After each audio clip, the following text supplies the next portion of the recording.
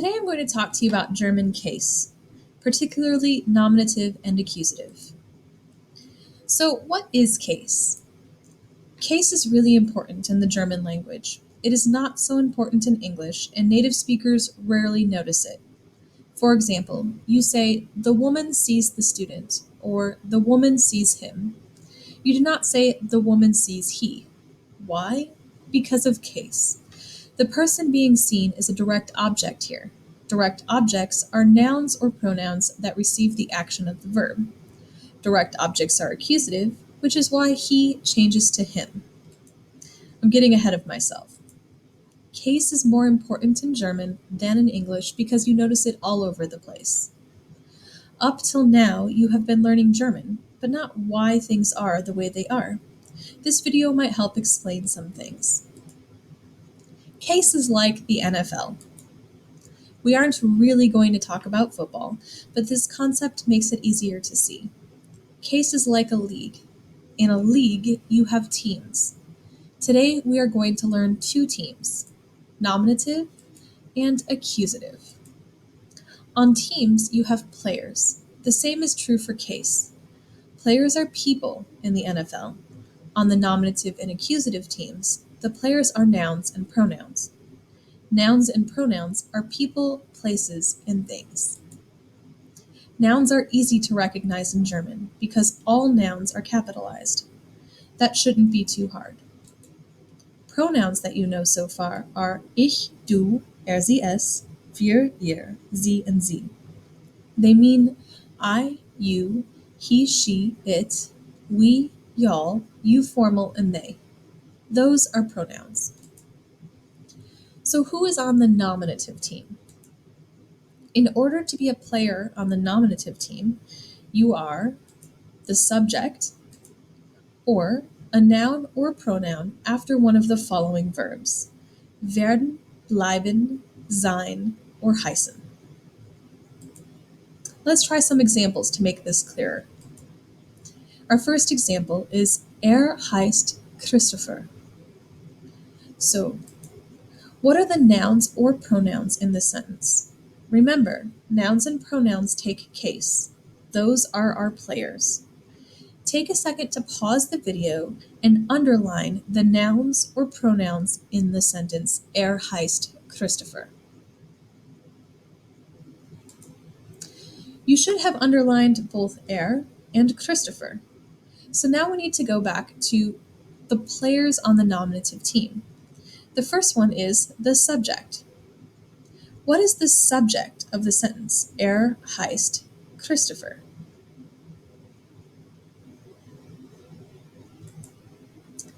So you found your nouns and pronouns. You start at the top with the subject, like we just said.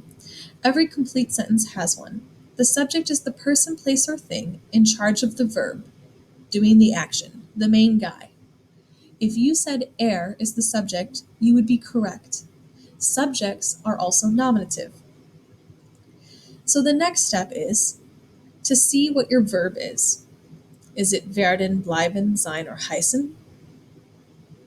Your verb in the sentence heißt Christopher is, think about it, it is heißt. So that is heißen conjugated.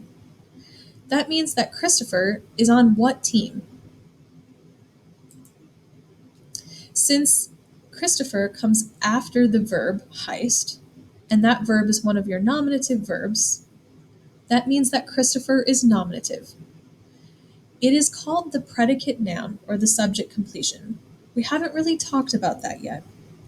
So it is called the subject completion because it can easily flip with the subject sometimes, so that you can even see it better. For example, Chris is my neighbor, or my neighbor is Chris. So this is just our first example. Let's look at more. We're going to practice nominative. And remember, the rules are up here. Nominative is the subject or a noun or pronoun after the verbs sein, werden, bleiben, or heißen. Your first example is Ich bin Student. Take a moment to underline the nouns and pronouns in this sentence. You should have underlined both Ich and Student. Now pause the video again and check to see what is the subject and is there anything, a noun or pronoun, after the verbs sein, werden, bleiben, or heißen.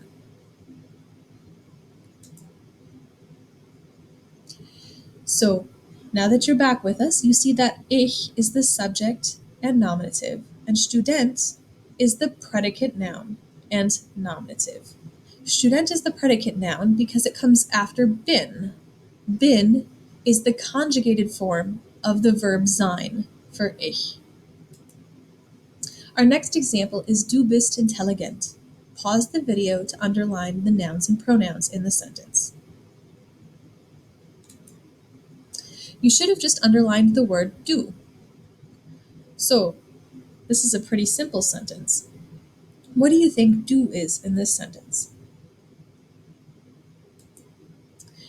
You should say that du is the subject or nominative. Now, some of you may have noticed that bist is a conjugation of the verb sein. Intelligent is not nominative. The reason why is because intelligent is an adjective. If intelligent would have been a noun or pronoun, it would be a predicate noun. Because it is after sein, unfortunately, it is an adjective. Remember that only nouns and pronouns take case. Our next sentence is Claudia wird Professorin. Pause the video to underline your nouns and pronouns in this sentence. Now that you are back, the nouns and pronouns are Claudia and Professorin. So what is the subject of the sentence? And what is the other word? Is it after a verb, sein, werden, bleiben, or heißen? Pause the video and take a look. You should have said that Claudia is the subject or nominative. Claudia will become a Professorin. Professorin is your predicate noun or nominative. Professorin comes after your verb wird, and wird is a conjugation of the verb werden. One more example. Wir lernen Deutsch. Pause the video to underline your nouns and pronouns in this sentence. You should have underlined both wir and Deutsch. Now this one is tricky. Take a second to find your subject and to see if your nouns or pronouns are after the verbs sein, werden, bleiben, or heißen. Pause the video.